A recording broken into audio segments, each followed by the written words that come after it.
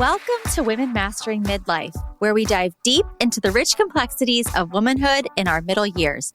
I'm your host, Victoria Byrd, a pharmacist, certified women's health coach, and your guide on this transformative journey. Whether you're navigating perimenopause, thriving in menopause, or mastering midlife's many transitions, this is your weekly dose of expert guidance, compassionate support, and a judgment-free space to explore it all. Here, we're empowering women to master midlife on their terms, reclaiming our health, our happiness, and our power. Together, we'll rewrite the narrative around this remarkable stage of life, from something to dread into a beautiful, bold transition. I'm so glad you're here. Hi there, and welcome back to another episode of Women Mastering Midlife podcast.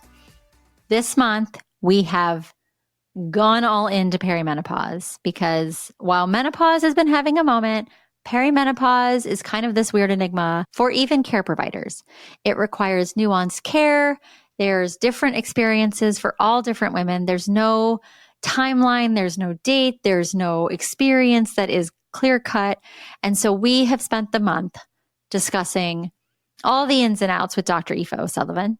We've talked about anxiety and mood changes. We've talked about sleep, and this week we are going to get into brain health.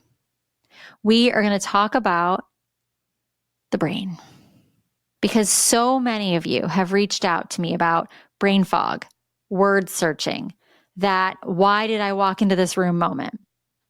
If you've ever found yourself mid-sentence and suddenly forget what you're saying, or you're worried these slips mean something more serious, you're not alone. I don't know how many times I've told people, maybe this is early onset dementia. Maybe I should be tested. Nope. It's just perimenopause. Today, we are going to dive deep into the science of perimenopausal brain health, what's really going on in that beautiful brain of yours, and what we can do to support it. Because what good is learning about it if we can't figure out a way to help it? So the first thing that we need to clear up is that brain fog is not in your imagination. It's not laziness. It's not failure. It's biology. In perimenopause, which can start as early as your late 30s or 40s, ladies, your hormones begin to fluctuate, and sometimes wildly. Your brain feels it. So let's remember that there are estrogen receptors all over our bodies, including our brains. One of my favorite people to follow is Dr. Lisa Mosconi. And she wrote the book, The XX Brain. It's one of my go-to resources for female brain health. And she also wrote The Menopause Brain. That was her newest book. And she talks about how your brain is one of the most estrogen-sensitive organs in your entire body. It's a neuroprotective hormone that supports memory, cognition, mood, and mental clarity.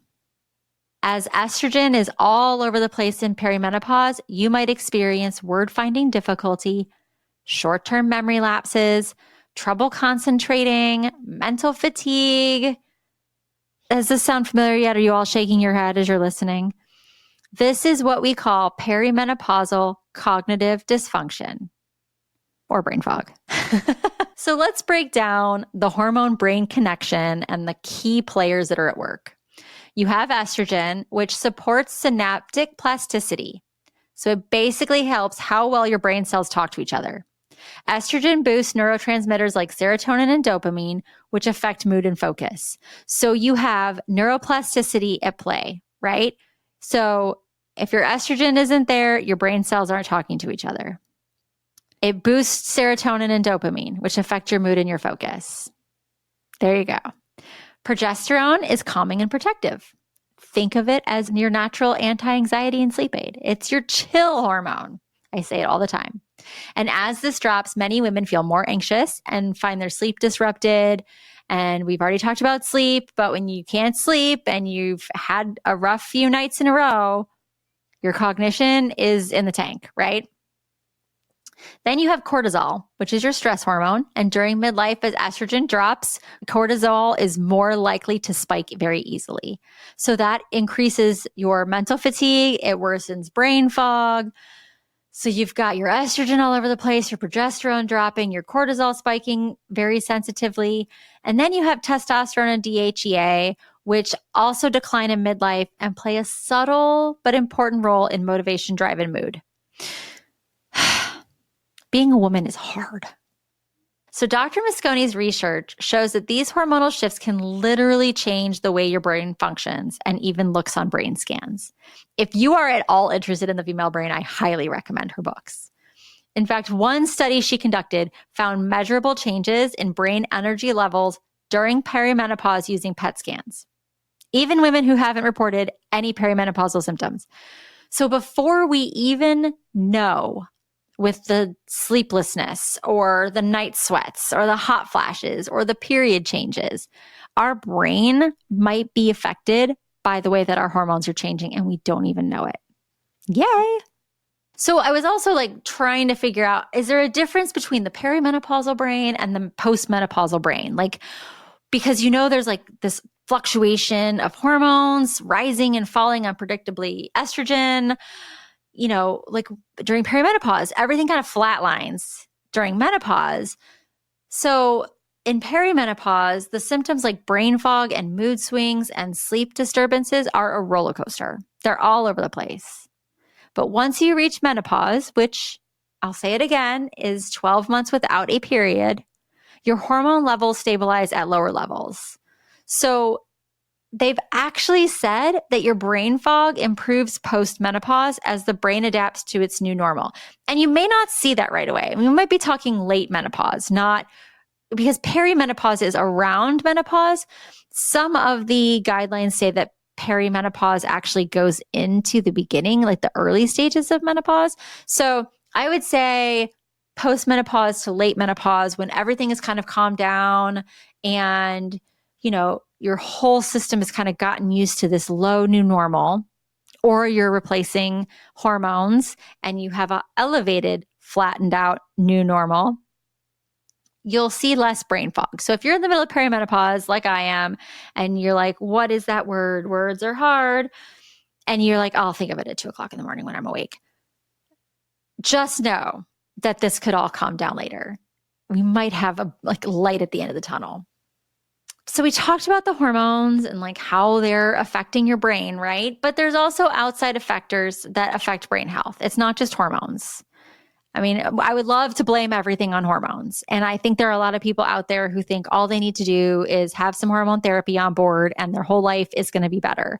And there's a lot of lifestyle things that go into play. We are treating ourselves badly. And as much as I love a prescriptive solution, we have to be looking at our lifestyle. We have to be looking at our sleep. And I know in the last episode, we talked about how hormones can actually alter our sleep in a way we can't fix. We might be having night sweats and anxiety because of our hormones, but we really need to focus on our sleep hygiene. We really need to be setting our stage for the best sleep our bodies can give us. We're at high stress. We have career situations. We're caregiving for kids or our parents. We feel overloaded with life. We're having that, existential, is this all my life is going to be moments? Our relationships could be really causing some serious stress. We have blood sugar instability. A lot of us develop insulin resistance, metabolic syndrome, because our diets have been laden with heavily processed foods and added sugars, and it's catching up with us. There's nutrient deficiencies like B12, omega-3s, and magnesium that we need to take a look at. Our gut health is important. The fact that we're not moving our bodies, our sedentary life. Let's take a quick pause, because if you've been loving these conversations and you're ready to take things deeper, I have something special just for you. The Women Mastering Midlife community is open for enrollment, and it's better than ever. This is your space for real, whole person midlife wellness. We focus on 5 pillars: movement, nutrition, lifestyle, stress management, and rest, because midlife health is so much more than just workouts or what's on your plate.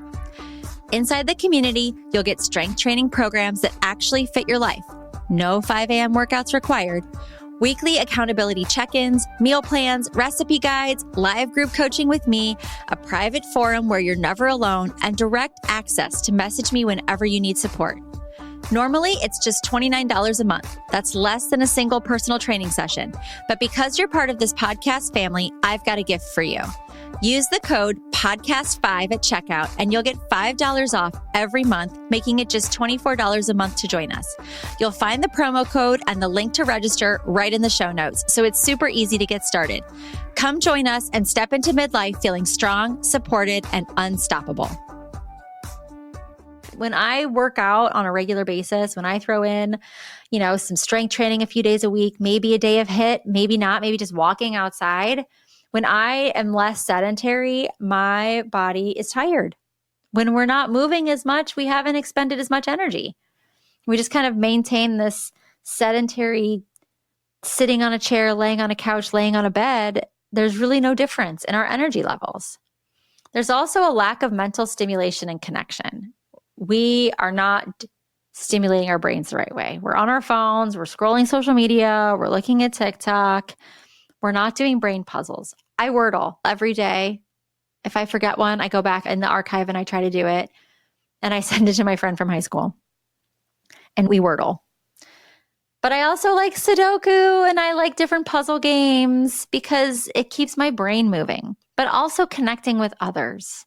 If we are not worried about building a community around us, we are not serving our best brain health. And cognitive decline has been shown to people who are lonely have less brain function. So, okay, I've told you the whys and the hows, probably made you maybe a little scared or angry that this is your situation. So what good of a podcast host would I be if I didn't discuss some ways that we could prioritize and support our midlife brains? Number one is gonna be getting good sleep, ladies.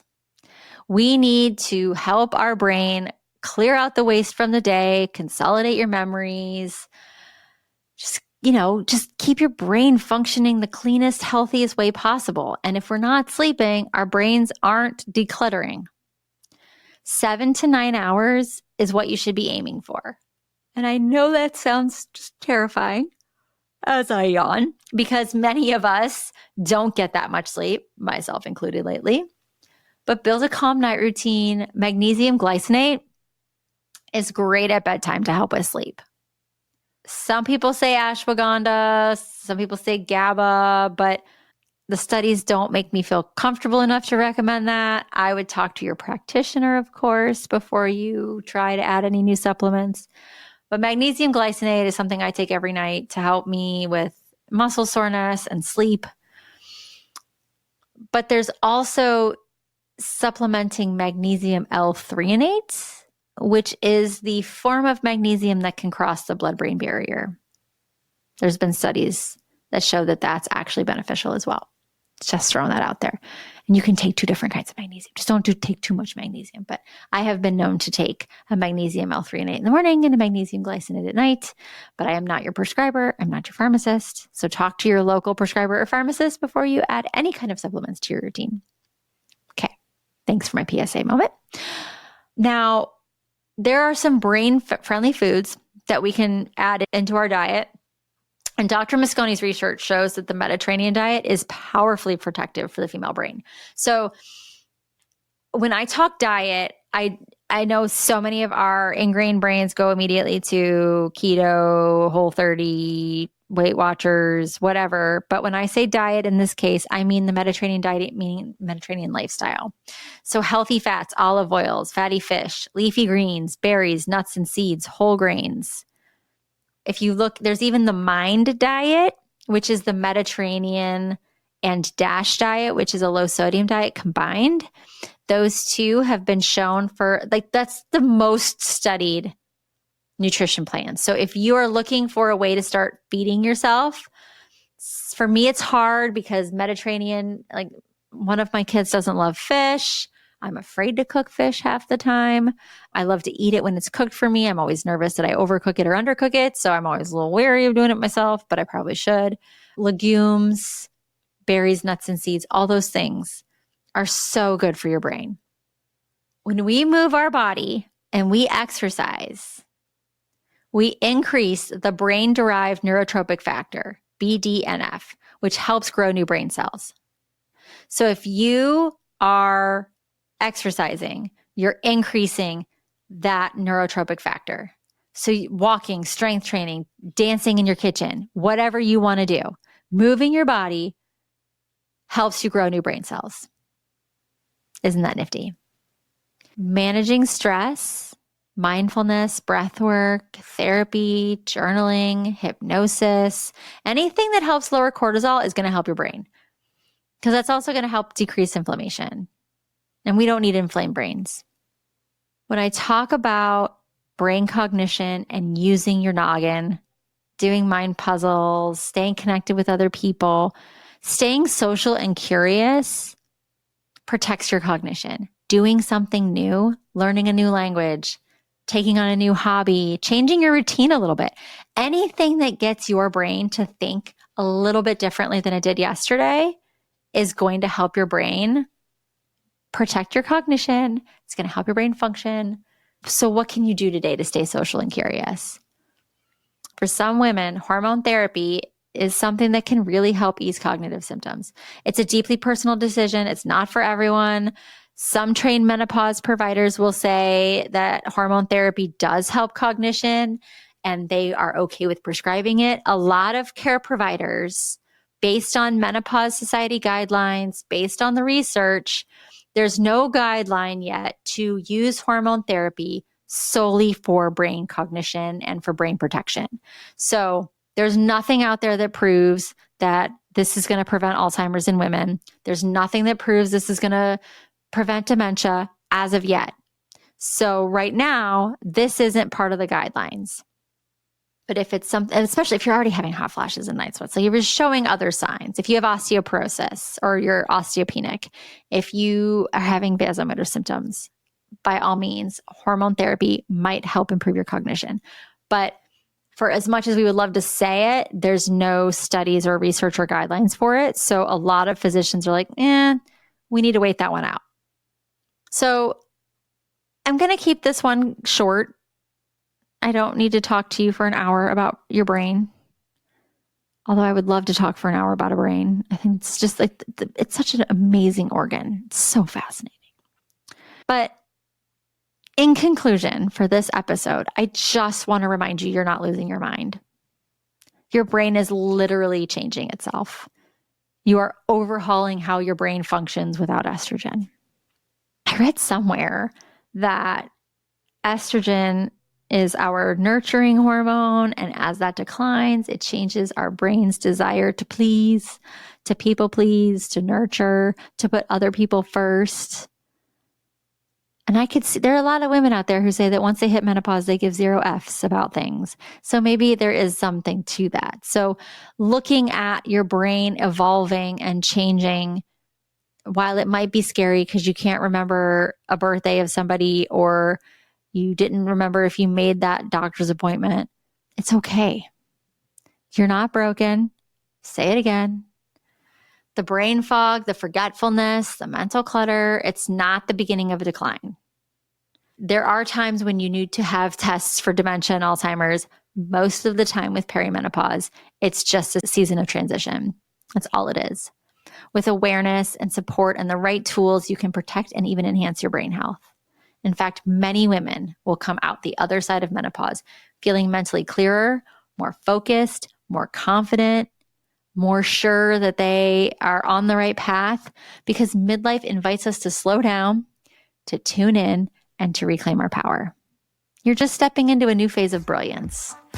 Thank you for listening to this episode of Women Mastering Midlife. If something you heard today resonated, I'd be so grateful if you'd share it with a friend who might need a little extra support on her midlife journey. Remember, small changes can make a big difference, and you don't have to navigate this transition alone. We will be back next week with more expert guidance and compassionate conversations to help empower you to master midlife on your terms. Until then, you can find us on Instagram at Women Mastering Midlife or come connect with me directly at Miss Victoria Byrd. And you're looking for deeper connection and support, be sure to join us in the Women Mastering Midlife community. We'd love to continue the conversation with you there. If you've enjoyed this episode, please rate and review this podcast. It helps us reach more amazing women mastering midlife just like you. You'll find all the links from today's episode and ways to connect in the show notes below. See you next time.